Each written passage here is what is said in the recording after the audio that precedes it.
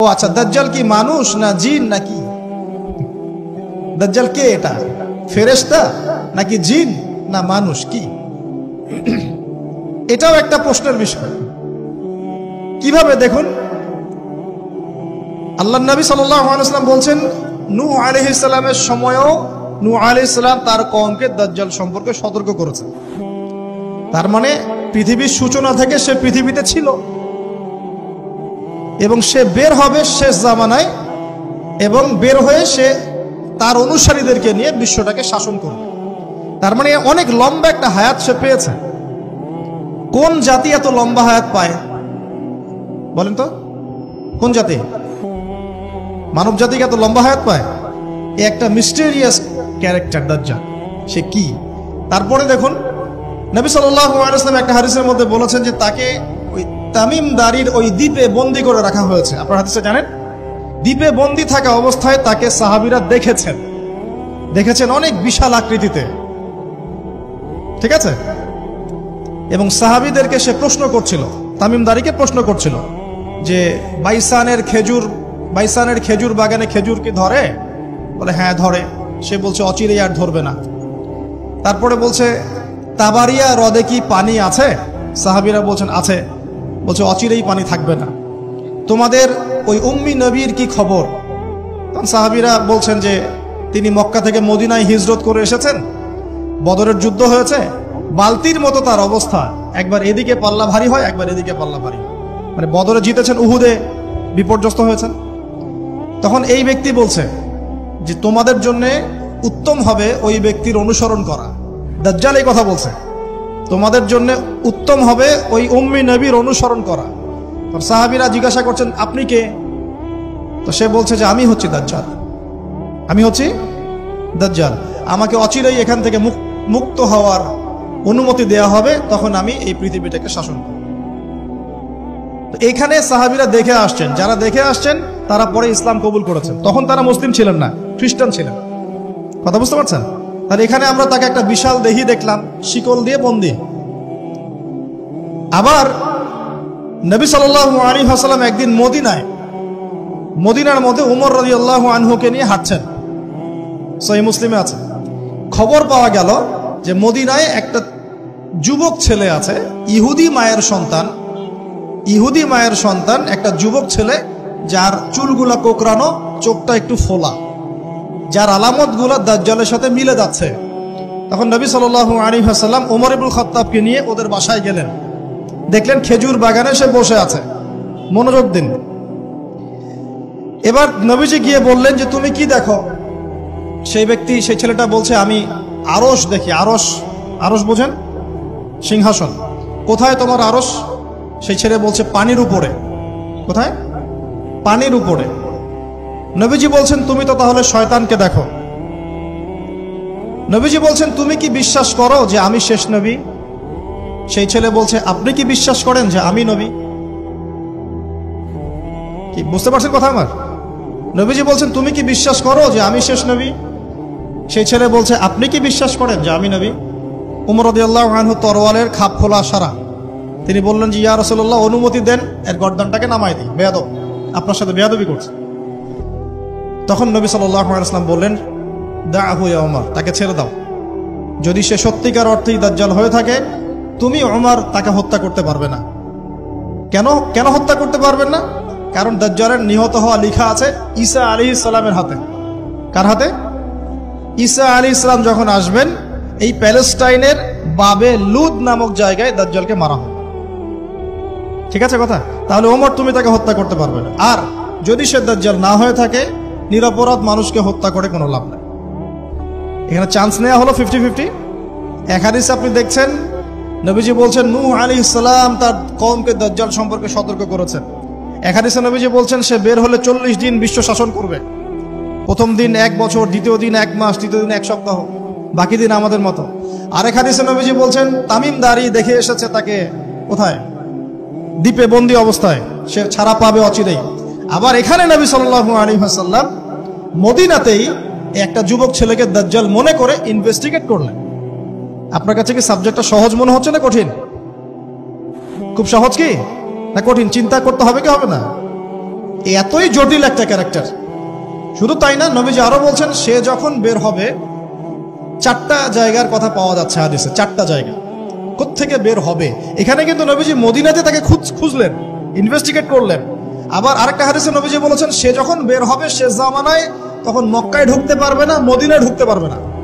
আপনারা হাদিসটা জানেন না? আলেমরা তো জানেন। মক্কাতেও ঢুকতে পারবে না, মদিনাতেও ঢুকতে পারবে না। খোলা তরোয়াল নিয়ে ফেরেশতারা দাঁড়িয়ে থাকবে। আবার সেই নবী মুহাম্মদ সাল্লাল্লাহু আলাইহি ওয়াসাল্লাম মদিনাতে এই ছেলেটাকে দাজ্জাল ভাবছেন, ইনভেস্টিগেট করছেন। তার মানে তারা সতর্ক ছিলেন। এই ছেলের নাম ছিল ইবনে সাইয়্যিদ। কি নাম? ইবনে সাইয়্যিদ, নাম মনে রাখবেন। এও একটা বিস্ময়কর ক্যারেক্টার। আবার সেই নবী সাল্লাল্লাহু আলাইহি ওয়াসাল্লাম বলেছেন শেষ জামানাতে দাজ্জাল বের হবে খোরাসান থেকে। কোন জায়গা? খোরাসান। খোরাসান বলতে কোন জায়গা? এটা মূলত এর হার্ট হচ্ছে আফগানিস্তান, এর পাশে যে বেলুচিস্তান, এই যে উজবেকিস্তান, ইরানের কিছু অংশ, এই পুরো জায়গাটা, শুধু একটা দেশ না, পুরো জায়গাটা এর হার্ট হচ্ছে আফগানিস্তান। খোরাসান থেকে বের হবে। আরেক হাদিসে নবীজি বলছেন সে ইস্পাহান থেকে বের হবে। কোন জায়গা? ইস্পাহান এখন ইরানে। ভৌগোলিক বিষয়ে যখন তখন চেঞ্জ হয়ে যায়, হয় কি না? আগে কি ইরাক ইরান এরকম পার্ট ছিল? আগে কি এভাবে এই 52টা দেশের ভাগ ছিল? লেবানন, জর্ডান, সৌদি আরব, ইরাক ইরান এরকম ভাগ ছিল না? এক অঞ্চল ছিল শাম, একটা হেজাজ, একটা নাজদ, এরকম আর কি ভাগ ছিল। তো এটা চেঞ্জ হয়। ওই হাদিসে আসছে ইস্পাহান থেকে একটাতে, আরেকটাতে আসছে ইরাক এবং শাম। শাম বলতে বোঝাচ্ছি এই পুরো প্যালেস্টাইন, লেবানন, জর্ডান, পুরো অঞ্চলটাই শাম। আর ইরাক তো আপনারা জানেন। ইরাক এবং শামের মাঝখানের একটা রাস্তা থেকে বের হবে। 3টা জায়গা। আরেকটা 4 নাম্বার খাল্লা নামে একটা জায়গা থেকে সে বের হবে। আর এই খাল্লা আপনি গুগলে সার্চ দিয়ে পাবেন না। গুগলের সাথেও দাজ্জালের অনুসারীদের একটা সম্পর্ক আছে, আপনার ফেসবুকের সাথেও আছে, প্রযুক্তিগুলোর সাথেও আছে, নিউক্লিয়ার ওয়েপন্সের সাথেও আছে, বর্তমান ব্যাংকিং সিস্টেমের সাথেও আছে, এবং বর্তমান গ্লোবাল পলিটিক্যাল অ্যাফেয়ার্সের সাথেও দাজ্জালের অনুসারীদের সরাসরি সম্পৃক্ততা আছে। আমি বলি নাই দাজ্জালের সম্পৃক্ততা আছে, দাজ্জালের অনুসারীদের সরাসরি সম্পৃক্ততা আছে। এটা বোঝার জন্য আপনাকে সূরা কাহাফ পড়তে হবে। কেন সূরা কাহাফ? কারণ সূরা কাহাফ পড়লে আল্লাহ আপনার ভিতরের চোখ খুলে দিবেন ইনশাআল্লাহ। এখন আপনার ভিতরের চোখ বন্ধ। কেন বন্ধ? বিকজ আপনি প্রত্যেক জুমায় সূরা কাহাফ পড়ছেন না। যখন প্রত্যেক জুমায় সূরা কাহাফ অর্থসহ পড়বেন বা অ্যাটলিস্ট তেলাওয়াত করবেন, দেখবেন ইনশাআল্লাহ আল্লাহ আপনার ভেতরের চোখ খুলে দিন। তো দাজ্জাল সাবজেক্টটা কি জটিল মনে হচ্ছে না সহজ মনে হচ্ছে? জটিল। এখন এত জটিলতায় আমরা গেলাম না, আমরা সহজ জায়গায় থাকি। সহজ জায়গাটা হচ্ছে সে বিশ্বটাকে শাসন করবে, এবং ন্যায় বিচারের ভিত্তিতে শাসন করবে কি? উত্তর না, সে সারা বিশ্বে ফিতনার ফাসাদ সৃষ্টি করবে। যারা তাকে ফলো করবে সে তাদেরকে সমৃদ্ধি দিবে, যারা তাকে ফলো করবে না সে তাদেরকে দুর্ভিক্ষ দিবে। বলা হচ্ছে সে খোদা দাবি করবে, সে নিজেকে খোদা দাবি করবে, বলবে আমি মাসিহ। আমি কি? মাসিহ মানে ত্রাণকর্তা। তার মূল কাজটা তাহলে জুলুমের ভিত্তিতে সারা বিশ্বটাকে শাসন করা। এই তো, সে খোদা দাবি করবে। আপনি যদি মেনে নেন তাহলে তার জান্নাতে ঢুকবেন, যদি না মানেন তাহলে তার জাহান্নামে ঢুকবেন। তার জান্নাতে ঢোকা মানে হচ্ছে আসলে জাহান্নামে ঢোকা, আর তার জাহান্নামে ঢোকা মানে হচ্ছে আসলে জান্নাতে ঢোকা। যেমন একজন যুবক ছেলেকে সে পাবে রাস্তায়, যখন বের হবে ছেলেটাকে বলবে যে তুমি কি বিশ্বাস করো যে আমি আল্লাহ? সেই ছেলে বলবে যে না, আমি বিশ্বাস করি না। সেই ছেলেটাকে শুইয়ে দিয়ে করাত দিয়ে তাকে দুই ভাগ করবে। এটা হাদিসে আসছে। 2 ভাগ করে দেহের 2টা অংশ 2 দিকে ছুঁড়ে মারবে, এবং সে শক্তিশালী হবে, অনেক ফিজিক্যালি অনেক শক্তিশালী, অনুসারীদের দিক থেকে অনেক শক্তিশালী। পৃথিবীর সব নিয়ন্ত্রণ তার হাতে, ঠিক আছে? তার কাছে প্রযুক্তি, তার কাছে অনেক কিছু। মানে সবচেয়ে বড় ফিতনা, মানে সবচেয়ে বেশি শক্তিশালী, সবচেয়ে বড় মানে পাওয়ার, মিলিটারি পাওয়ার, সবচেয়ে বড় ইকোনমিক পাওয়ার, সবচেয়ে বড় মিলিটারি অ্যাফেয়ার্স, যা আছে সব। এর জন্য একটা যুবক ছেলেকে কেটে 2 পিস করে ফেলা কি এমন বিষয়? এখনই তো কত কি করা হচ্ছে, তাই না? আরে ভাই হচ্ছে তো, আমরা জানি তো। এই যে আমাদের প্যালেস্টাইনের একটা বাবাকে দেখলাম যে ছেলের শুধু হাত আর পা নিয়ে কান্নাকাটি করছে, মাথা নাই, বডি খুঁজে পাওয়া যাচ্ছে না। তো এখনই তো অনেক কিছু করছে ওর অনুসারীরা। তো সে যখন বেরোবে একটা যুবককে 2 পিস করে ফেলা কোনো বিষয়? একদিক এদিকে ছুঁড়ে মারবে আর একদিক ওইদিকে, এরপরে আবার জীবিত করবে তাকে, আবার জীবিত করবে। মানে তাকে আল্লাহ পাক এরকম কিছু ক্ষমতা দিবেন মানুষকে পরীক্ষা করার জন্য। জীবিত করার পরে বলবে আমি তোমাকে মৃত্যু দেওয়ার পর জীবিত দিলাম, এখন কি জীবন দিলাম, এখন কি তুমি বিশ্বাস করো যে আমি আল্লাহ? এই ছেলে এবার বলবে যে এখন আমার পুরো ইয়াকিন হয়ে গেছে যে তুই দাজ্জাল। কারণ আমি এই হাদিসটা জানতাম যে এক ছেলেকে সেভাবে কেটে টুকরা টুকরা করে আবার জীবিত করে বলবে যে আমি আল্লাহ, তুই কি বিশ্বাস করিস? তবে আমি জানতাম না যে সেই যুবক ছেলে আমি। তো বলা হচ্ছে এই যুবক ছেলে অনেক বড় শাহাদাতের মর্যাদা পাবে। তার মানে বোঝাতে যাচ্ছে সে এত শক্তিশালী হবে যে সে যা ইচ্ছা তাই করতে পারবে, যা ইচ্ছা তাই। এখন কি আপনারা দেখছেন না যে গাজাতে যা ইচ্ছা তাই করা হচ্ছে? যা ইচ্ছা তাই। ইচ্ছা হলো আপনার ঘরটা ভেঙে দিলাম, ইচ্ছা হলো আপনার মেয়েকে তুলে নিয়ে আসলাম, ইচ্ছা হলো আপনার ছেলেটাকে নিয়ে কারাগারে রেখে দিলাম, ইচ্ছা হলো রিমান্ডে নিয়ে নিলাম, ইচ্ছা হলো আপনার জমিটা দখল করে ফেললাম, ইচ্ছা হলো আকাশ থেকে একটা বোম ফেলে আপনার বাচ্চাকে হত্যা করে ফেললাম। যা ইচ্ছা তাই, যা ইচ্ছা তাই, কেউ কিছু বলার নাই। সবাই মিলে আমরা হয়তো এরকম ওয়াজ মাহফিলে 2-4টা কথা বলে রাগ ঝাড়তে পারি, আপনি একটু সাহস দেখালে মিছিল করতে পারেন, সেমিনার সিম্পোজিয়াম করতে পারেন, আরো বড় শক্তি থাকলে রাষ্ট্রীয় পর্যায়ে পর্যন্ত চাপ প্রয়োগ করতে পারেন, আরো যদি ইমানদার রাষ্ট্র হয় সে জাতিসংঘে গিয়ে একটা প্রতিবাদ করতে পারে। এই তো, এতটুকুই তো। সবগুলো মুসলিম রাষ্ট্র মিলে একসাথে হয়ে কি ওর বিরুদ্ধে যুদ্ধ করতে পারছে? সবগুলো মুসলিম রাষ্ট্র দরকার নাই, অ্যাটলিস্ট 2টা 4টা 5টা 10টা মুসলিম রাষ্ট্র কি একত্রিত হয়ে ওর বিরুদ্ধে যুদ্ধ করতে পারছে? তাহলে যা ইচ্ছা তাই সে করছে না। এবং এত মানবতা বিরোধী অপরাধ করার পরেও বড় বড় পশ্চিমা country, specially United state of America এসে বলে দিবে যে আমি আমার মিত্রর পাশে আছি, যা ইচ্ছা তাই করুক, আমি ওর পাশে আছি।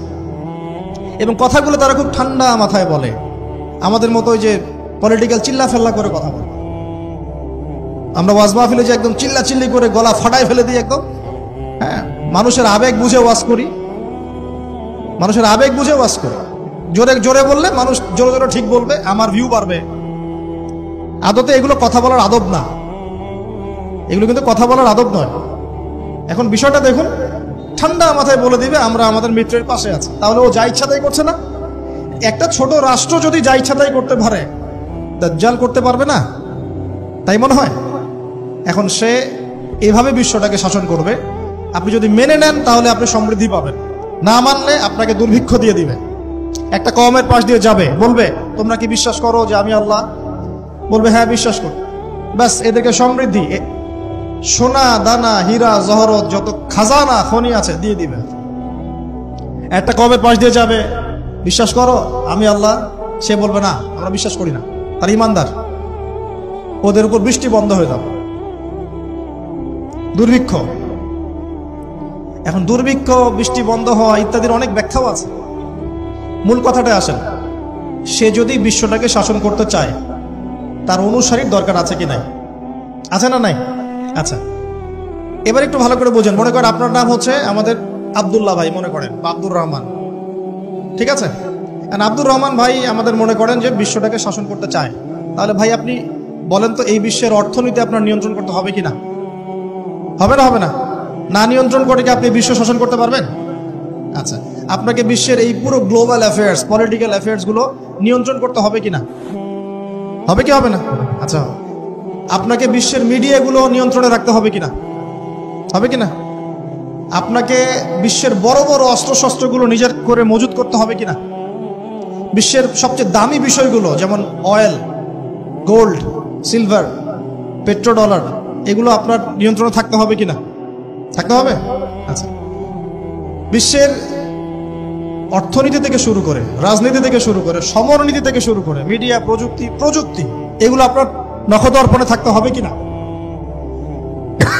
তার মানে দাজ্জাল যদি বিশ্ব শাসন করতে চায় তাকে এই প্রত্যেকটা বিষয়কে নিয়ন্ত্রণ করতে হবেই। এখন আমার প্রশ্ন, সে কাদেরকে নিয়ে বিশ্ব শাসন করবে? উত্তরটা হাদিস থেকে নিয়ে নেবেন। নবী সাল্লাল্লাহু আলাইহি ওয়াসাল্লাম বলেছেন সে ইহুদিদেরকে নিয়ে বিশ্ব শাসন করবে। মুসলমানদেরকে নিয়ে না, বৌদ্ধদেরকে নিয়ে না, খ্রিস্টানদেরকে নিয়ে না, অন্য কাউকে নিয়ে না। কাদেরকে নিয়ে? এমনকি ইস্পাহান যে শহরটার কথা এসেছে, ওই জায়গাটার থেকেও 70,000 ইহুদি তার সাথে যোগ দিবে। কত হাজার? আরো যোগ দিবে এক শ্রেণীর মেয়ে। এক শ্রেণীর মেয়ের কথা আসছে, যাদেরকে আপনি ঘরে রাখতে পারবেন না, তাদের বাবা, ভাই, স্বামী মিলেও ঘরে বেঁধে রাখতে পারবে না, ছুটে ওর সাথে যোগ দিবে। এক শ্রেণী হচ্ছে ইহুদিরা, এক শ্রেণী এরকম মেয়েরা, আরেক শ্রেণী হচ্ছে কিছু মুনাফিক, যার অন্তরে সামান্য পরিমাণ নেফাকিও থাকবে, সেও শেষে ওর সাথে গিয়ে যোগ দেবে। মূল যোগ দিবে কারা তাহলে? মূল বাহিনীটা কাদেরকে নিয়ে গঠিত বলেন? আচ্ছা, এখন আপনি আমাদেরকে বলেন, এবার আমার দিকে তাকান, ফোকাস করেন, এখান থেকে আমরা আস্তে আস্তে আস্তে আস্তে একটা কনক্লুশনে আসবো। দাজ্জালের ক্যারেক্টার বুঝেছেন, ওর ফাংশনটা কি সেটাও বুঝেছেন, কাদেরকে নিয়ে বিশ্ব শাসন করবে সেটাও জানলেন। এখন একটু লক্ষ্য করে দেখেন, আপনাকে আমি 2000 বছরের ইতিহাস এই 20 মিনিটে বলে শেষ করে দেব। কত হাজার বছর? 2000 বছর। ইহুদি কারা? ইহুদি আর বনু ইসরাইল কি এক? উত্তর না। ভালো করে কথাগুলো শোনেন, এগুলো বই পড়তে অনেক সময় লাগবে আপনার, এবং ঘাটাঘাটি করতে অনেক সময় লাগবে, খুব অল্প সময় বুঝে নেন। ইহুদি বনু ইসরাইল এক নয়। বনু ইসরাইল কাদেরকে বলা হয়? ইব্রাহিম আলাইহিস সালামের ছেলে, এক ছেলের নাম ইসমাইল, এক ছেলের নাম ইসহাক। ঠিক আছে? ইসমাইল আলাইহিস সালাম থাকেন মক্কায়, সেখানে তাকে কেন্দ্র করে একটা সভ্যতা। এই বংশে সর্বশেষ নবী মুহাম্মদ সাল্লাল্লাহু আলাইহি ওয়াসাল্লামের জন্ম। তার মানে আমরা বনু ইসমাইল। আমরা কারা? বনু ইসমাইল। আমরা মুহাম্মদ সাল্লাল্লাহু আলাইহি ওয়াসাল্লামের কওম, উম্মাহ। আর এইদিকে আরেক ছেলের নাম হচ্ছে ইসহাক, যিনি থাকেন ওই শামে, ওই প্যালেস্টাইনে, ওই জেরুজালেমে, ওই জায়গায়, ওটা শাম। ঠিক আছে? এবং ওখানে তিনি তার বংশ বিস্তার হচ্ছে। তার ছেলের নাম হলো ইয়াকুব। কি নাম? ইয়াকুব আলাইহিস সালামের আরেক নাম হলো ইসরাইল। ইয়াকুব আলাইহিস সালামের আরেক নাম কি? ইসরাইল। এবং তার সন্তানদেরকে বলা হয় বনু ইসরাইল। তার সন্তান অনেক। এই সন্তানদের মধ্যে একজনের নাম ইউসুফ। ঠিক আছে? তারপরে আসছে পরে ইউনুস। এই বনু ইসরাইলের মধ্যেই দাউদ, মূসা, সুলাইমান, ঈসা ইবনে মারিয়াম। বলা হয় 1,24,000 নবী রাসূলের মধ্যে বেশিরভাগই এখানে এসেছে। তাহলে বনু ইসরাইল বলা হচ্ছে এই কওমটাকে। তা ওদের নাম বনু ইসরাইল থেকে ইহুদি হলো কখন? যখন তারা ঈসা আলাইহিস সালামকে স্বীকার করলো না তখন। ঈসা আলাইহিস সালাম কি তাদের মধ্যে আসেন নাই? সেই ঈসা আলাইহিস সালামকে যখন তারা অস্বীকার করলো, তখন তাদের নাম আল্লাহ পাক এই বনু ইসরাইল থেকে পরিবর্তন করে হাদু দিয়েছেন কোরআনে। কুল ইয়া আইয়ুহাল্লাযীনা হাদু ইন যাআমতুম আন্নাকুম আউলিয়াউ লিল্লাহি মিন দুনিন নাস ফাতামান্নাউল মাউত। আছে না কোরআনে? অনেক জায়গা আছে। আল্লাহ পাক তখন তাদেরকে আর বনু ইসরাইল বলছেন না, বলছেন ইয়াহুদ। কি বলছেন? এই যে নাম আসলো ইহুদি। তো বনু ইসরাইল এবং ইহুদি এক নয়। বনু ইসরাইলরা ভালো ছিল এবং তারা ওই সময়কার মুসলিম ছিল। যখন তারা আল্লাহ পাকের আনুগত্য করেছিল, আল্লাহ পাক তাদেরকে সমৃদ্ধি দিয়েছিলেন, ঠিক আমাদের মতোই। আর যখন তারা আল্লাহ পাকের আনুগত্য করে নাই, পথভ্রষ্ট হয়ে যায়, আল্লাহ পাক তাদেরকে শাস্তি দিয়েছে। এক পর্যায়ে তারা যখন নবীদেরকে হত্যা করা শুরু করেছিল, অনেক নবীকে হত্যাও করেছে। যেমন জাকারিয়া আলাইহিস সালামকে তারা হত্যা করেছে, ইয়াহইয়া আলাইহিস সালামকে হত্যা করেছে। সূরা ইয়াসিন পড়ে দেখেন, ওখানে একই দিনে 3 জন নবীকে হত্যা করা হয়েছে। পড়ে দেখেন। তো মূল কথা হচ্ছে, নাম চেঞ্জ হলো কখন? যখন তারা সত্য থেকে পথভ্রষ্ট হয়ে গেল, ঈসা আলাইহিস সালামকে তারা অস্বীকার করলো, তখন আর বনু ইসরাইল নয়, ইয়াহুদ। এখন তাদের মধ্যে একজন অন্যতম নবী ছিলেন দাউদ আলাইহিস সালাম। কি নাম? বলেন নাম, মুখস্থ করেন। তাদের নাম কি? আচ্ছা, দাউদ আলাইহিস সালাম ছোট, তখন 14-15 বছর বয়স হবে। আল্লাহ পাক মূসা আলাইহিস সালামকে বলেছিলেন, তুমি তোমার সম্প্রদায়কে নিয়ে এই জেরুজালেমে যুদ্ধ করবে। কাকে বলেছেন? মূসা আলাইহিস সালামকে। তুমি মূসা আলাইহিস সালাম তোমার সম্প্রদায়কে নিয়ে এই জেরুজালেমে গিয়ে যুদ্ধ করো। ওখানে আমালেকা নামে একটা সম্প্রদায় আছে, এরা খুবই শক্তিশালী, তবে তোমরা যদি ইমানদার হও তোমরা এর উপর বিজয় লাভ করবে। এর আগ পর্যন্ত এরা কিন্তু ওখানে ঢুকতে পারে নাই। কথা বুঝতে পারছেন? আল্লাহ পাক শর্ত দিলেন, যদি যুদ্ধ করে জয় করতে পারো তাহলে তোমাদের এই জায়গাটা তোমাদের। তো মুসা আলাইহিস সালাম বললেন তার কওমকে, চলো যুদ্ধ করি। তো মুসা আলাইহিস সালামের কওম বলছে, ইযহাব আনতা ওয়া রাব্বুকা ফাকাতিলা ওয়া ইন্না হাহুনা কাঈদুন। এই মুসা, তুমি যাও আর তোমার রব গিয়ে যুদ্ধ করো, আমরা এখানে বসে থাকলাম। কথা কি বুঝতে পারেন নাই? মানে এরা কোন কওম? ওই যে ফেরাউনকে ডুবে মরতে দেখেও বিশ্বাস করে না, বাছুর পূজা শুরু করে, আল্লাহ পাক একটার পর একটা নিদর্শন দেখান, তাও অস্বীকার করে। তাওরাত নিতে গিয়েছেন মুসা আলাইহিস সালাম, এসে দেখেন তারা বাছুর পূজা শুরু করেছে। মান্না সালোয়া আল্লাহ দিচ্ছেন, তাও অস্বীকার করে। মৃত থেকে জীবিত করেন, তাও অস্বীকার করে। শেষমেশ বলে বসলো যে, ইয়া মুসা লান নুমিনা লাকা হাত্তা নারাল্লাহ জাহরা। হে মুসা, আমরা তোমার প্রতি বিশ্বাস করব না যতক্ষণ আল্লাহকে সামনে দেখাচ্ছ আমাদের চোখ দিয়ে। এটা সেই জাত যে নবীদেরকে এত কষ্ট দিয়েছে। মুসা আলাইহিস সালাম যখন বললেন চলো, আল্লাহ পাক যুদ্ধের কথা বলেছেন, ওটা যুদ্ধ করে জয় করতে পারলে আমাদের হয়ে যাবে। তো বলছে ওখানে আমালেকা সম্প্রদায় আছে এত বড় শক্তিশালী, তুমি যাও, তোমার রব গিয়ে যুদ্ধ করো, আমরা এখানে বসে আছি। আর আমাদের নবী মুহাম্মদ সাল্লাল্লাহু আলাইহি ওয়াসাল্লাম যখন বদরের মাঠে 313 জনকে নিয়ে পরামর্শ করছেন কি করব, যুদ্ধ করব কি না, তখন আমাদের মুসলিম সেনা বাহিনীর মধ্যে যে সাহাবীরা ছিলেন, সাদ বিন মুয়াজ রাদিয়াল্লাহু আনহু, তিনি বলছিলেন, ইয়া রাসূলুল্লাহ সাল্লাল্লাহু আলাইহি ওয়াসাল্লাম, আপনি আমাদেরকে নিয়ে বদরের মাঠ কেন, যদি উত্তাল সাগরেও ঝাঁপ দিতে চান আমরা সেখানেও ঝাঁপ দিব। কত পার্থক্য, তাই না? তিনি বলছিলেন যে আমরা সেই কথা আপনাকে বলবো না যে কথা মুসার কওম মুসাকে বলেছে। আপনি যদি আদেশ করেন আমরা উত্তাল সাগরেও ঝাঁপ দিতে পারি। এমনি এমনি তো বদরের যুদ্ধ আসে নাই, বিজয় আসে নাই, এইসব ইমানের কারণে এসেছে। এখনো কি এই মাজলুম ভাইরা উত্তাল সাগরে ঝাঁপ দেয় নাই? তারা তাই করছে। ওইদিকে আসছি আমি পরে, এই জায়গাটা একটু বোঝেন। তো যুদ্ধ তারা করলো না, যুদ্ধ করলো না। আল্লাহ পাক শাস্তি দিলেন। কি শাস্তি? 40 বছর আল্লাহ পাক ওদেরকে একটা জায়গায় ঘুরপাক খাওয়ানো শুরু করলেন। সকালে উঠে একটা পাহাড়কে কেন্দ্র করে ঘুরতো, সন্ধ্যায় এসে আবার সেই জায়গায় থেমে যেত। এটাকে বলা হয় তিহ উপত্যকার 40 বছরের শাস্তি। সূরা বাকারার মধ্যে দলিল আছে। এবার মুসা আলাইহিস সালামের জীবনটা শেষ, উনার হায়াত শেষ, উনি চলে গেলেন আল্লাহর কাছে। পরবর্তীতে নবী হলেন ইউশা বিন নুন। কি নাম? ইউশা বিন নুন। মনে রাখার চেষ্টা করেন, ভুলে যান না আবার। ইউশা বিন নুন একজন নবী। এবার ইউশা বিন নুনের সময় ওই বনু ইসরাইলি বলছে যে আমরা যুদ্ধ করতে চাই, ওই জায়গা আমরা দখল করতে চাই। আমিন। এখন আসেন, কোন জায়গা ভাই? কোন জায়গা যুদ্ধ করতে চায়? আচ্ছা, জেরুজালেম নিয়ে এত কথা কেন জানেন? কারণ এই জায়গাটা শেষ জামানার সবচেয়ে ইম্পর্টেন্ট জায়গা। শেষ জামানার সবচেয়ে ইম্পর্টেন্ট জায়গা 3টা, মুখস্থ করেন। কয়টা? 1 হচ্ছে জেরুজালেম, 2 হচ্ছে মক্কা মদিনা, জানেন, আর 3 নাম্বার হচ্ছে কনস্ট্যান্টিনোপল। কনস্ট্যান্টিনোপল মানে কুস্তান্তনিয়া। কোথায় এটা?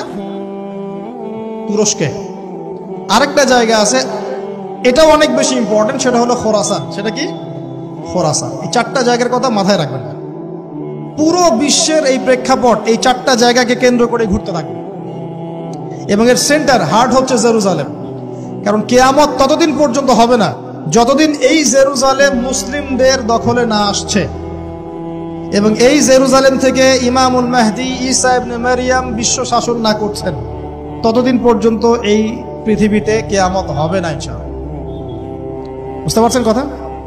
আচ্ছা, তো ইউশা বিন নুন এখন বলছেন যে আচ্ছা তোমরা তো আবার যুদ্ধ করতে যাচ্ছ, মুসা আলাইহিস সালামের সময় তো যুদ্ধ করতে বলা হয়েছিল, করো নাই। এখন যদি আবার যুদ্ধের কথা বলা হয়, যদি তোমরা আবার পালায় যাও, তখন তারা বলছে ওয়ামা লানা আল্লা নুকাতিলা ফি সাবিলিল্লাহ, কেন আমরা আল্লাহর রাস্তায় যুদ্ধ করব না? ওয়াকাদ উখরিজনা মিন দিয়ারিনা, আমাদেরকে আমাদের বাড়িঘর থেকে বের করে দেওয়া হয়েছে, ওয়া আবনাইনা, আমাদের সন্তান থেকে বিচ্ছেদ করানো হয়েছে, কেন যুদ্ধ করব না? অবশ্যই যুদ্ধ করব। তো বলছি ঠিক আছে, তাহলে আমি আল্লাহর কাছে দোয়া করলাম। হ্যাঁ করেন। আল্লাহর কাছে দোয়া করা হলো, আল্লাহ পাক বললেন যা জিহাদ ফরজ করলাম, নাও যুদ্ধ করো। ওখানে কোন সম্প্রদায় আছে? আমালেকা, অনেক শক্তিশালী, অনেক বিশাল দেহে। এখন যুদ্ধের আয়াত ফরজ হওয়ার পরে এখন বনু ইসরাইল বলছে আচ্ছা আমাদেরকে একটা নেতা নিযুক্ত করে দিন, তাহলে সেনাপতি নিযুক্ত করুন। সেনাপতি লাগে কি লাগে না? লাগে না? আচ্ছা, আমরা শিখতেছি স্মার্টফোন, টিকটক, বিশ্বাস ঢাকা শহরে এই 15 থেকে 20 বছরের ছেলে পেলের যা অবস্থা দেখলে আমাদের চোখ দিয়ে পানি বের হয়। আবার শুকরিয়া আদায় করি, আলহামদুলিল্লাহ ওই যুগে আমরা, এই যুগটা আমরা এইভাবে নষ্ট করি না, আলহামদুলিল্লাহ। কি একটা অবস্থা! এদের অর্ধেকের সাইকোলজি নষ্ট করে দিয়েছে বিভিন্ন মুভিজ, সিনেমা। এখনকার অনেক মুভিজে দেখায় যে সে গ্যাংস্টার হচ্ছে, গ্যাংস্টার হওয়াটা একটা প্যাশন। ওইটা দেখে দেখে সে নিজেও গ্যাংস্টার হওয়ার চেষ্টা করে। আমি হলফ করে বলতে পারি, আমার কথা আপনারা মন খারাপ করেন না, এটা আমার কনফিডেন্স থেকে বলছি, এখন যদি আরেকটা মুক্তিযুদ্ধ হয়, এই জেনারেশন অস্ত্র হাতে নিতে পারবে না। ওই অস্ত্র হাতে নিবে ওই যাদের বয়স 40, ওই 50, এরাই। আমাদের এই যে কিশোর গ্যাং, টিকটক জেনারেশন আর যুবক সমাজকে আপনি খুঁজেই পাবেন। আল্লাহ পাক আমাদেরকে হেফাজত করুন। আর এটার জন্য ভাই, আমাদের যাদের দাড়ি পেকে গেছে আমরা দায়ী সমানভাবে। কারণ আপনি নিজের ফিকির করেছেন, আপনার সন্তানের ফিকির কোথায়? আপনার ছেলে সারা রাত পর্ন দেখে, আপনার মেয়ে সারাদিন ছেলেদের সাথে কথা বলে, আপনার মেয়ে ছেলে যে ডেট করতেছে এইখানে ওইখানে, জেনা করতেছে, মদ খাচ্ছে, গাড়ি নিয়ে ধুমসে ড্রাইভ করতেছে মেয়েকে নিয়ে। আপনি মনে করতেছেন বাচ্চা ছোট আছে, বড় হলে ঠিক হয়ে যাবে। সুবহানাল্লাহ। আপনি বাচ্চাকে পড়াচ্ছেন না, কোরআন শিখাচ্ছেন না, হাদিস শিখাচ্ছেন না। জেনারেল লাইনে যে পড়াচ্ছেন, জেনারেল লাইনে পড়াশোনা করার পরে সে হচ্ছেটা কি? কি শিখলো? স্যারকে দেখলে থাপ্পড় মারে। এখনকার ছেলেপেলে অনেকে স্যারকে সম্মান করেন। স্যার নকল ধরে ফেলেছে, স্যারকে এক থাপ্পড় দিল। গুন্ডামি শিখেছে, গুন্ডামি। আদব, সবর, নীতি নৈতিকতা এগুলো নাই, উঠে যাচ্ছে দিন দিন। আমি আসলে ওয়াজ করবো কি নিয়ে? দাজ্জাল তো অনেক বড় ইস্যু। সত্যি কথা বলতে দেখেন, আমরাও স্কুলে পড়েছি, কলেজে পড়েছি, কিন্তু আমরা তো বেয়াদব ছিলাম। বেয়াদবি এক জিনিস আর দুষ্টামি এক জিনিস। আমরা দুষ্ট ছিলাম, খুব দুষ্ট ছিলাম, দুরন্ত। খেলাধুলা পছন্দ করতাম, দুরন্ত, দুষ্টামি করতাম। স্যারদের সাথে আমাদের একটা ফ্রেন্ডলি সম্পর্ক ছিল, বন্ধুর মতো। কিন্তু আমরা কখনো বেয়াদবি করি না। এখন দেখবেন ওয়াজে আলেমদের সামনে গিয়ে বেয়াদবি করতেছে। ওলামায়ে কেরামের সামনে যে একটু মানে ভদ্রভাবে কিছু কথা বলে, মাসালা জিজ্ঞাসা করে, ওখানেও গিয়ে বেয়াদবি করে। কথা বলাই জানে না কিভাবে কথা বলতে হয়। আল্লাহর ওয়াস্তে ভাই, আকীদার, আমলের, এই যে আখলাকের সংশোধন করেন, না হলে আমাদের সামনে মহা বিপর্যয় অপেক্ষা করছে। আল্লাহ পাক আমাদের সবাইকে কথাগুলো বোঝার তৌফিক দান করুন, বলি আমিন। অনেক লম্বা হয়ে যাবে, ওদিকে যাচ্ছি না, মূল জায়গা থেকে একটু শেষ করে দেব। আপনারা অনেকক্ষণ ধরে অপেক্ষা করছেন, একটু খেয়াল করেন। তাহলে ইউশা বিন নুনের কাছে এখন এরা বলছে নেতা দাও, নেতা। তো ইউশা বিন নুন বলছে ঠিক আছে, আমি দোয়া করলাম। আল্লাহ পাক তালুতকে নেতা বানালেন। কাকে? তালুত। এখন বনু ইসরাইল বলছে ওর নেতৃত্ব আমরা মানি না। কেন মানো না? যে ওর তো টাকা পয়সা নাই, ওর তো স্ট্যাটাস নাই। যে আমাদের কাছে নেতৃত্বের মানদণ্ড যেগুলা, আমরা টাকা পয়সা দেখে নেতা মানি না। আপনার টাকা নেই, আপনি নেতা হতে আসছেন কেন? আপনার স্ট্যাটাস নাই, আসছেন কেন? ও বনু ইসরাইল একই কথা বলছে, ওর তো টাকা নাই, স্ট্যাটাস নাই, নেতা হবে কেন?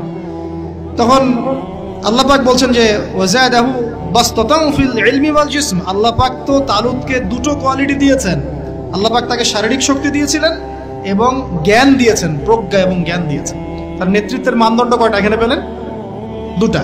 শারীরিক শক্তি থাকতে হবে ঠিকঠাক, ফিজিক্যালি স্ট্রং না হলে তো সে ডিল করতে পারবে না। আর মেধা থাকতে হবে, জ্ঞান। তা আসলে কি এই দুইটা এখন নেতৃত্বের মানদণ্ড? সুবহানাল্লাহ। অদ্ভুত সিস্টেম বিশ্ববাসীকে দেওয়া হয়েছে। বিশ্ববাসীকে একটা অদ্ভুত সিস্টেম দেওয়া হয়েছে। একজন মেজর, একজন কর্নেল, একজন বিসিএস ক্যাডার মানুষ এমন একজন মানুষকে স্যালুট করে যে মানুষটা অক্ষর জ্ঞান নাই, নামও স্বাক্ষর করতে পারে না, এবং সে বিভিন্ন জায়গায় দুর্নীতি করে আসছে, টাকা পয়সা লুটপাট করে আসছে। একজন বিসিএস ক্যাডার এবং একজন আর্মি অফিসার, একজন জেনারেল, একজন মেজর তাকে স্যালুট করতেছে। কি সিস্টেম! অথচ তার চাইতে এই ব্যক্তি নেতৃত্ব পাওয়ার অনেক বেশি যোগ্য। জ্ঞান তার আছে এবং শারীরিক শক্তি তার আছে, তার প্রশিক্ষণ আছে, সবকিছু তার মধ্যে আছে। কি সিস্টেম বিশ্ববাসীকে দেওয়া হয়েছে! সুবহানাল্লাহ। আমি ফিলোসফিও পড়েছি অনেকদিন। অ্যারিস্টটল এবং প্লেটোদের যুগে এটাকে বলা হতো দি কমিউনিটি অফ ফুলস। একটা পড়ে দেখবেন, স্যার সলিমুল্লাহর লেখা অনেকগুলো বই আছে, এর মধ্যে পড়ে দেখবেন। মানে অজ্ঞতার একটা যুগ, অজ্ঞতার শাসন, অজ্ঞতার কমিউনিটি। বাদ দেন, এখানে ইউশা বিন নুন নেতৃত্ব দিলেন কাকে? তালুতকে। ওরা বললো মানি না। তো আল্লাহ পাক মনোনয়ন করেছেন, এখন না মানলে তোমরা আযাব ভোগ করবা। তারপরে তারা মেনে নিল, এবার যুদ্ধে যাচ্ছে। ওই জেরুজালেম মুক্ত করতে যাচ্ছে। যে জেরুজালেম এখন তারা মুক্ত করতে চাচ্ছে, ওই জেরুজালেম তালুতের বাহিনী মুক্ত করতে যাচ্ছে। বলেন তো তালুত এবং বনু ইসরাইল তখন ভালো না খারাপ? ভালো না খারাপ? তারা কি মুসলিম না মুসলিম? তারা তখন মুসলিম না মুসলিম? মুসলিম। তারা তখন ইউশা বিন নুনের উম্মত, তার আগে ছিল মুসা আলাইহিস সালামের উম্মত। এবার তালুত বললেন যে আল্লাহ পাক তোমাদেরকে পরীক্ষা করবেন, সামনে নদী আছে, এই নদীর পানি পান করতে পারবে না, যদি পান করো তাহলে তোমাদের নাম কাটা, তোমরা আর যুদ্ধে অংশগ্রহণ করতে পারবে না। ফামান শারিবা ফালাইসা মিন্নি, যে ব্যক্তি এখান থেকে পানি পান করবে সে আমার অন্তর্ভুক্ত না। ওয়ামান লাম ইয়াতআমহু ফাইন্নাহু মিন্নি, যে ব্যক্তি এখান থেকে পানি পান করবে না সে আমার সাথে যুদ্ধে যেতে পারবে। ইল্লা বিগুরফাতিন বিয়াদি, মানে এক অঞ্জলি পানি শুধু পানি পান করতে পারবে, এক অঞ্জলি পানি, এতটুকু, বেশি না।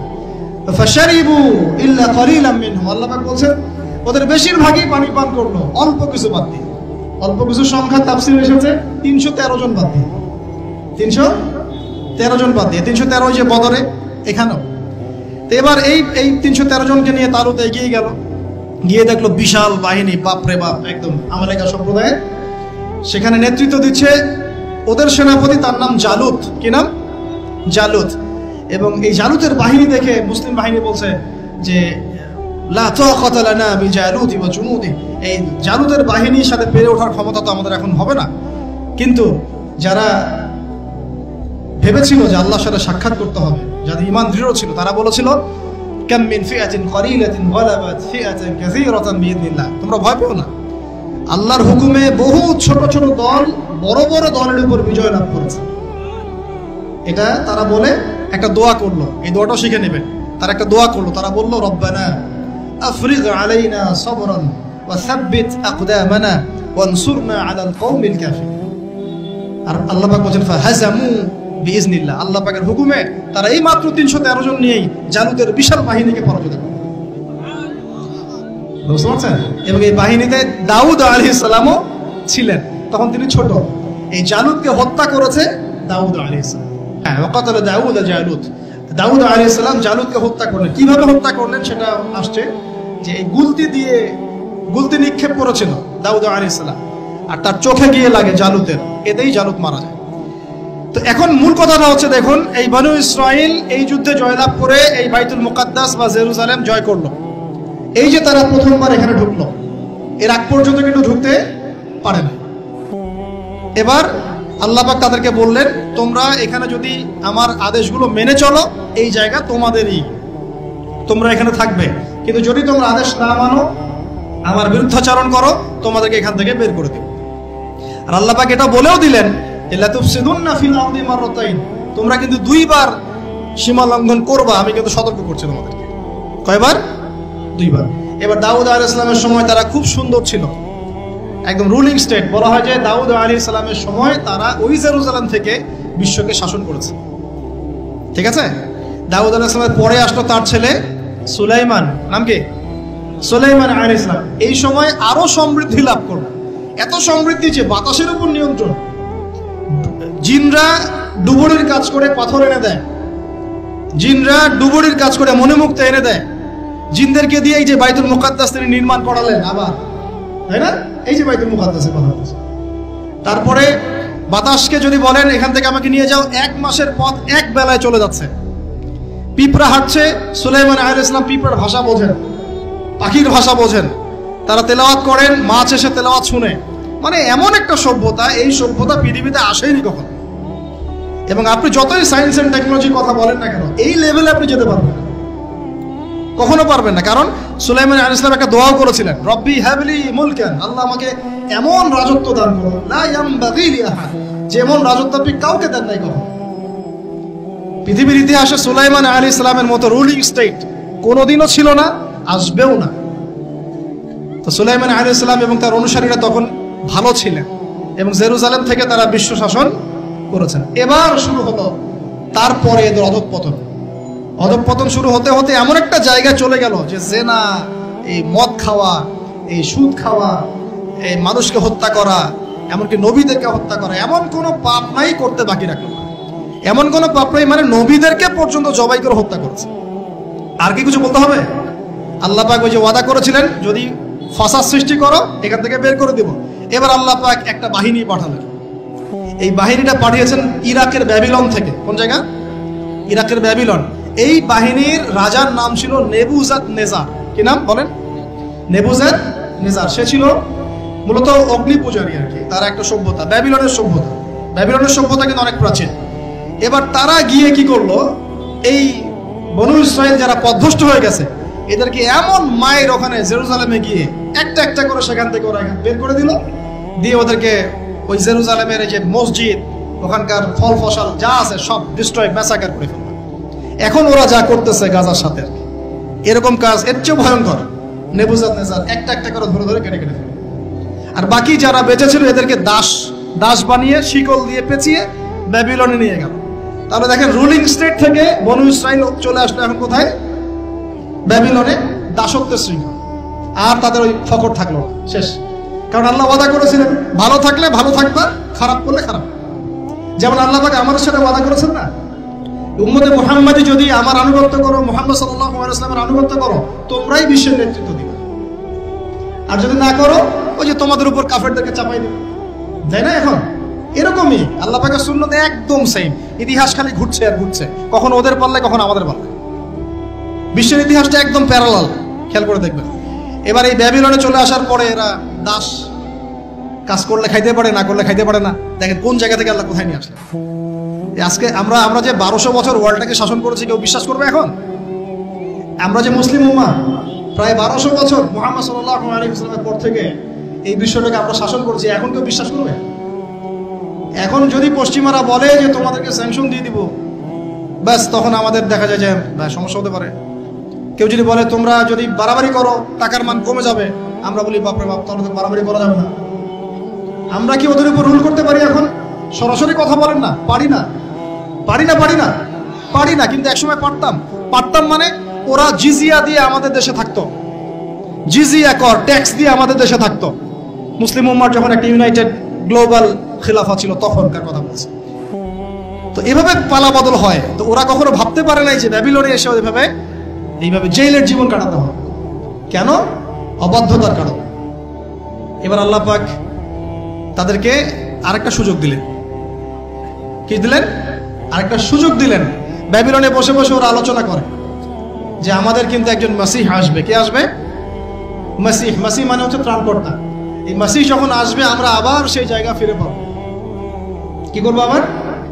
কোন জায়গা বলেন? কোন জায়গা? জেরুজালেম আবার ফিরে পাবো। বুঝতে পারতেছেন কি ভাই? আলোচনা একটু কঠিন আমি জানি, বুঝতে পারতেছেন কি? আচ্ছা, আমরা আবার জেরুজালেমে ফিরে পাবো। তো ওরা এখন এগুলো আলোচনা করে যে আমাদের তাওরাতে লেখা আছে, আমাদের তালমুদে লেখা আছে, শেষে আমাদের একজন মাসিহ আসবে। ওই মাসিহ আসলে আবার ওই জায়গা আমরা ফিরে পাবো। তোমরা টেনশন করো না, হতাশ হয় না। আমরা যেমন বলি না যে এখন দুরবস্থা চলছে, তাতে কি আমাদের মাহদি আসবেন, ঈসা ইবনে মারইয়াম আসবেন, আবার আমরা খিলাফা ফিরে পাবো, বলি কি না? হাদিসে তো আছেও। তো ওরাও এরকম চর্চা করে। তো করতে করতে আল্লাহ পাক তাদের দিকে মুখ ফিরিয়ে তাকালেন, দয়া করলেন। দয়া করে আল্লাহ পাক মাসিহকে পাঠালেন। সেই মাসিহের নাম কি? ঈসা আলাইহিস সালাম। কিন্তু এই হতভাগা জাত ঈসা আলাইহিস সালাম যে তাদের মাসিহ, এটা তারা বিশ্বাসই করলো না, বরং তাকে জারদ সন্তান বলে গালি পর্যন্ত দিল। জানেন না, মারিয়াম আলাইহিস সালামকে বললো যে কোত্থেকে সন্তান নিয়ে আসছো? মনে আছে আপনাদের? নিজেদের মাসিহকে তারা চিনতে পারলো। ঠিক আমাদের উম্মতে মুহাম্মাদির মধ্যে এমন অনেক মুনাফিক থাকবে যারা ইমাম মাহাদিকে চিনতে পারবে না। দেখিয়েন, ওই সময় যখন মাহাদির বাহিনী বের হবে বলবে সন্ত্রাসী বের হয়েছে। ইমামুল মাহদি মানুষের মুখের ভাষায় কথা বলবেন না, অস্ত্রের ভাষায় কথা বলবেন। জি, হাদিসে স্পষ্ট আছে, লা তুকাতিলুনাল ইয়াহুদ, তোমরা অবশ্যই ইহুদীদের সাথে যুদ্ধ করো। মুখ দিয়ে যুদ্ধ হয়। ওয়ালা তাকতুলুনহুম, অবশ্যই ওদেরকে তোমরা হত্যা করো। এমনকি যদি গাছের পিছনেও, পাথরের পিছনেও কেউ লুকায়, পাথর গাছ কথা বলবে। হাত্তা ইয়াকুলুস শাজার, গাছ কথা বলবে গারগাত বাদ দিয়ে। ইয়া মুসলিম, হে মুসলিম, ইন্না ওয়ারাইল ইয়াহুদ তাআল ফাকতুলহু, আমার পিছনে ও লুকিয়ে আছে, আসো হত্যা করো। তো বাই দ্য ওয়ে, এখন আল্লাহ পাক রহম করলেন, মাসিহ পাঠালেন, চিনতে পারলো না, বিশ্বাস করলো না, তাকে জারদ সন্তান বলে গালি দিল। শুধু তাই না, ঈসা আলাইহিস সালামকে তারা হত্যার চেষ্টা পর্যন্ত করে না। হত্যার চেষ্টা তারা সূরা মাইদা নিসা পড়ে দেখেন, তারা বলে, ফখর করে বলে ইহুদিরা, ইন্না কাতালনাল মাসিহ ইবনে মারইয়াম, আমরা ঈসা আলাইহিস সালামকে হত্যা করেছি। রাসূলুল্লাহ যে আল্লাহর রাসূল ছিল, আল্লাহ বলছেন ওয়ামা কাতালুহু তারা তাকে হত্যা করতে পারে নাই।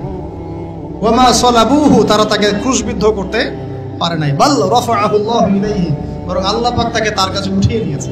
ওয়ালাকিন শুববিহা লাহু, কিন্তু ওরা ধোঁকা খেয়েছিল, মনে হয়েছিল তিনি মনে হয় মাসিহ, আসলে সে মাসিহ ছিল না। আল্লাহ পাক তাকে উঠিয়ে নিয়েছেন এবং শেষ জামানায় তাকে আবার পাঠাবেন। কেন পাঠাবেন? কারণ তার কাজ এখনো বাকি আছে। তার কাজ হচ্ছে সত্যিকারের মাসিহ মিথ্যায় প্রতারক দাজ্জালকে হত্যা করবে এবং এই জেরুজালেম থেকে ঈসা আলাইহিস সালাম আবার ইসলামী খেলাফত বাস্তবায়ন করবে। এটা তার কাজ এখনো বাকি আছে। এই কারণে তিনি যখন আসবেন, তিনি বিয়ে শাদী করবেন, তার সন্তান হবে, আর ইন্তেকালের পরে তাকে দাফন করা হবে আল্লাহর নবী সাল্লাল্লাহু আলাইহি ওয়াসাল্লামের কবরের পাশে, রওজা মোবারকের পাশে। তার কাজ এখনো বাকি আছে। তারা মাসিহকে চিনতে পারলো না। এবার আল্লাহ পাক আবার শাস্তি দিলেন, লা তুফসিদুন্না ফিল আরদি মাররাতাইন, তোমরা দুইবার ফাসাদ সৃষ্টি করবে। এবার কার হাতে শাস্তি দিলেন? এবার রোমানদের হাতে। ওই যে রোমক সভ্যতা, রোমানদের ইতিহাস পড়েছেন তো আপনারা, ওরা সুপার পাওয়ার ছিল তখন। রোমানদের যে নেতৃত্ব দিয়েছে তার নাম ছিল হেরাক্লিয়াস, সম্ভবত টাইসার, এরকম একজন সেনাপতি ছিল তাদের। আমি নামটা এই মুহূর্তে ভুলে গেছি। যাই হোক, রোমানরা তখন এসে 70 খ্রিস্টাব্দের কথা, মানে ঈসা আলাইহিস সালামের জন্মের, মানে ঈসা আলাইহিস সালামের নবী হয়ে আসার পরে আর 70 বছর পরের কথা, যখন তারা স্বীকার করলো না, এই রোমান বাহিনী এসে ওই যে আগে যেমন ব্যাবিলনের বাহিনী গিয়ে ওদেরকে ম্যাসাকার করেছিল, এই রোমান বাহিনী গিয়ে ওদেরকে পুরো ম্যাসাকার করলো। আবার এই জেরুজালেম ধ্বংস হলো, মসজিদ ডিস্ট্রয় হলো, ওদেরকে হত্যা করা হলো, দাসত্ব শৃঙ্খলা আবদ্ধ করা, এভাবে ওদেরকে আবার ম্যাসাকার করা। দুইবার আল্লাহ শাস্তি দিলেন। তবে এবার তারা দাসত্বের শৃঙ্খলা আবদ্ধ হয় নাই, বিশ্বের বিভিন্ন জায়গায় ছড়িয়ে ছিটিয়ে গেছে। কোথাও 10 জন, কোথাও 20 জন, কোথাও 50, কোথাও 100, এভাবে আস্তে আস্তে ছড়িয়ে ছিটিয়ে গেছে। ওরা আর এক জায়গায় থাকতে পারে না। ওদের একটা অংশ গিয়ে মদিনায় আশ্রয় নিয়েছে। কোথায়? মদিনা, যার নাম ইয়াসরিব। ওই সময়কার কথা বলছি, কিন্তু প্রায় 1400 বছর আগের কথা বলছি আমি, 1500, 1000 বছর, 2000 বছর আগের কথা বলছি। মদিনায় আশ্রয় নিয়েছে 3টা গোত্র, বনু কুরাইজা, বনু কাইনুকা, বনু নাজির। আমার সাথে বলেন একটা, বনু কুরাইজা, বনু কাইনুকা, বনু নাজির। কোথায় আছে ওরা বসে? মদিনায়। কেন মদিনায়? কারণ ওই যে তাওরাতে আছে, মাসিহকে তো স্বীকার করলো না, শেষ জামানে একজন নবী আসবে, সে ওই আরব থেকে আসবে, অপেক্ষা করছে মদিনায়, যে সেই নবী আসলে ইসলাম কবুল করে আমরা আবার সমৃদ্ধি হব। কথা বুঝতে পারছেন? তারা অপেক্ষা করছে ওখানে মুহাম্মদ সাল্লাল্লাহু আলাইহি ওয়াসাল্লামের জন্যই। আল্লাহর নবী আসলেন, 13 বছর মক্কায় দাওয়াতি কাজ করলেন, পরে মদিনায় হিজরত করে গেলেন, তাদেরই দরজায় গেলেন, তাদের সাথে দেখা করলেন, তাদেরই কেবলায় 17 মাস নামাজ পড়লেন। তাদের কেবলা মানে বাইতুল মুকাদ্দাস, 16 মাস বা 17 মাস নামাজ পড়লেন। কিন্তু তারপরেও ঠিক যেমন করে তারা ওদের মাসিহকে চিনতে ব্যর্থ হলো, একইভাবে তারা মুহাম্মদ সাল্লাল্লাহু আলাইহি ওয়াসাল্লামকেও চিনতে ব্যর্থ হলো। না মাসিহকে গ্রহণ করলো, না মুহাম্মদ সাল্লাল্লাহু আলাইহি ওয়াসাল্লাম। বাস, এরপরে শত্রুতা শুরু হলো। আপনারা জানেন, আল্লাহর নবীকে বারংবার তারা হত্যার চেষ্টাও করেছে। আল্লাহ নবী বনু নজিরের দেয়ালে হেলান দিয়ে আছেন, উপর থেকে পাথর ফেলে হত্যা করার চেষ্টা করা হয়েছে।